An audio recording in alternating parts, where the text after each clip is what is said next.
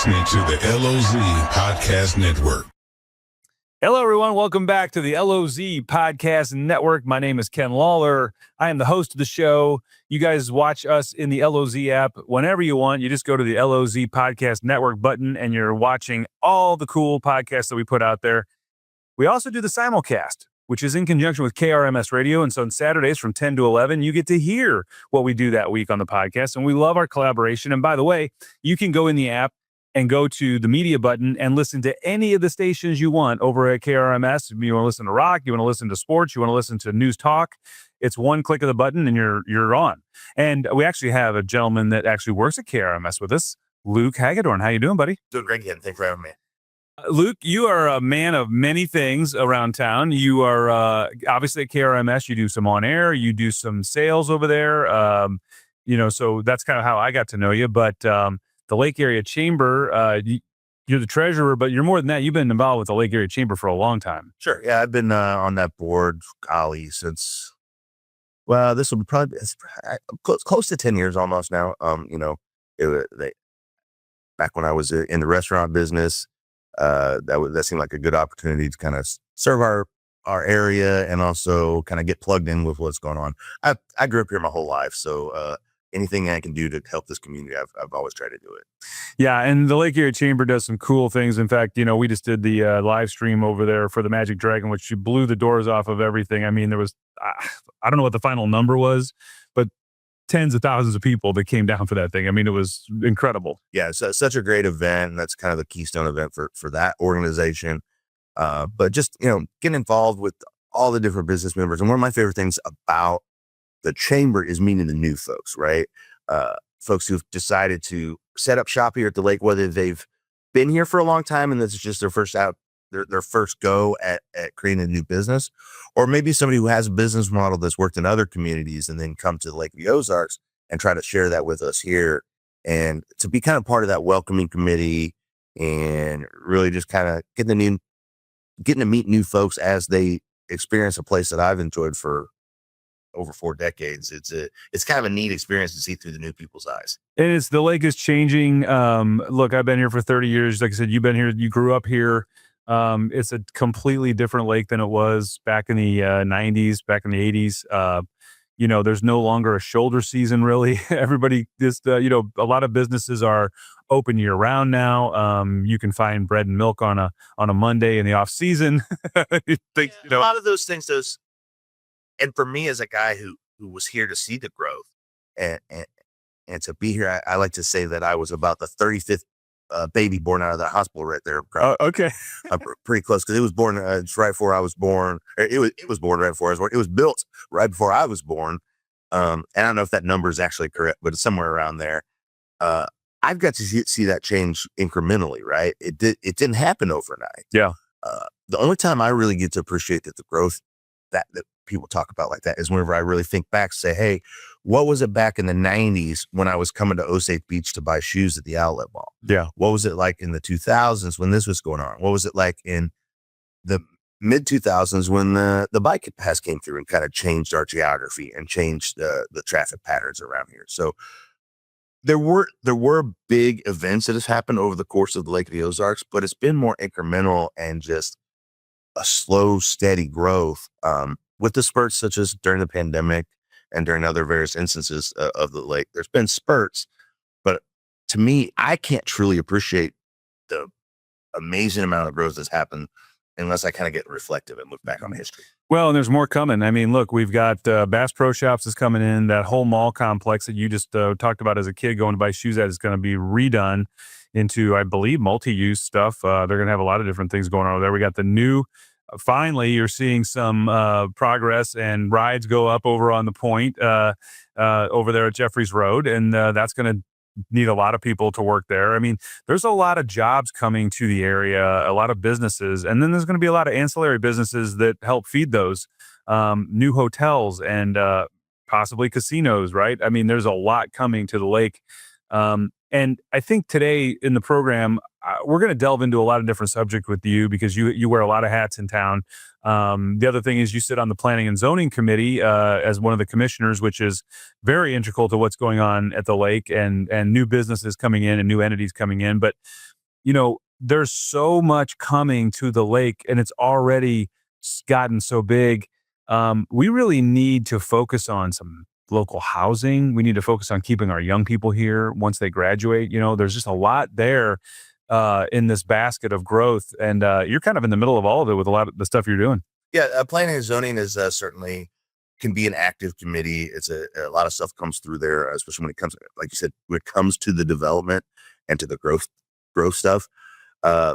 When the former mayor appointed me and when the current mayor reappointed me, I told them both that planning and zoning wasn't necessarily my wheelhouse. There's a lot of tediousness to the zones and things like that necessarily wasn't. It was real estate. Typically, a lot of folks on planning and zoning are your real estate professionals and developers and people who kind of are in that world on the day to day. But I chose to serve for a couple of reasons. The mayor asked me to serve. I love the city. I'm honored to serve. So yeah, I want to help in any way I can. And for me, because that wasn't necessarily my wheelhouse, it was a chance for me to kind of learn. It was a lot like when I took on the treasurer role on the chamber. Budgets and bean counting and all that stuff isn't necessarily my wheelhouse, but I knew by taking on that role, I would learn more about it and I would give it everything I had. And hopefully I would improve the chamber by being the treasurer, but also I'd improve myself by learning a few things. And I kind of have approached my role on planning and zoning in the same way. I'm serving my city. I want to do that. I always want to do that. But this one is also one where I'm learning a lot myself because I'm getting to dive into things that if I weren't asked to, I probably wouldn't just do it on my own free time. Yeah. Well, and hey, I applaud you. Anytime I see somebody who's a local servant, look, they're not paying you to do that job. It's a love of what you do. And there is a stipend. There's a small little stipend that you get per meeting. And when I tell you a story later on, that may become important. Yeah, but it's not. You're not going to get rich over there. And anyone who serves in a capacity that wants to help grow Lake of the Ozarks, wants to help grow what we have going on here. At the LOZ app, we're all about local. That's one thing we always beat our drum about is that we're here to help local businesses. We want people who live here and work here and raise their families here to enjoy the fruits of their labor. And we try to keep that money here. And I know you guys do the same thing at Lake Area Chamber. You're just, you're promoting all the local businesses that are starting. And then, what we're going to do in the second part of the program today is we're going to delve down that road of the very controversial road of other things that are coming, that are possibly coming to us, that are opportunities, and maybe a little bit of what's going on with how people are feeling about that. And, one thing that I will say is, and I think most people that I talk to, and I think you as well on the Lake Area Chamber and in your role with the commission, is people want growth. They want it to happen in a pragmatic way. They don't want it to be just willy-nilly. But I think everybody's on the same page when it comes to, we want to move this area forward. We want to have good jobs. We want to have really good opportunities for people who will grow up here and who graduate from here to stay here and raise their family. And then always, people that are moving to the lake, a lot of people move to the lake for a summer and end up staying for the rest of their life. So I've seen it a lot.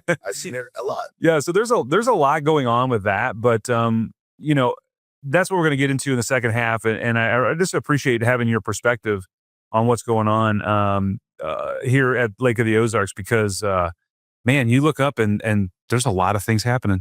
There is. And that, one thing I'll push back a little bit on there. You said everybody wants to see the growth in the lake. And when you go to meetings like for the Chamber of Commerce, when you're around people at P&Z, those are the type of people who are looking for the progress and the growth at the lake.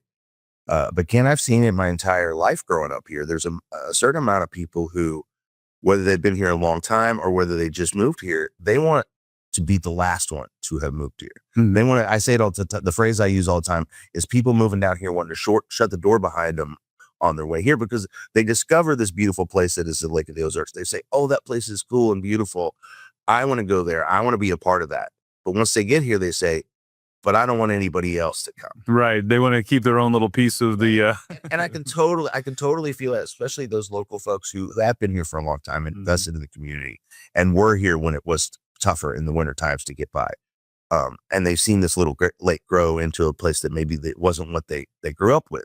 And so that attitude that sometimes prevails of, well, what's good for us, but not for anybody else, right? Yeah. Sometimes is frustrating to me.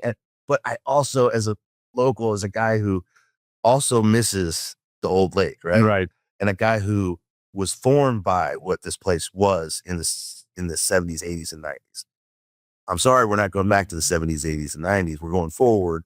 There are going to continue to be more people here, more development, more businesses. And as much as some people might want to resist that in various different ways, it's kind of hard to stop.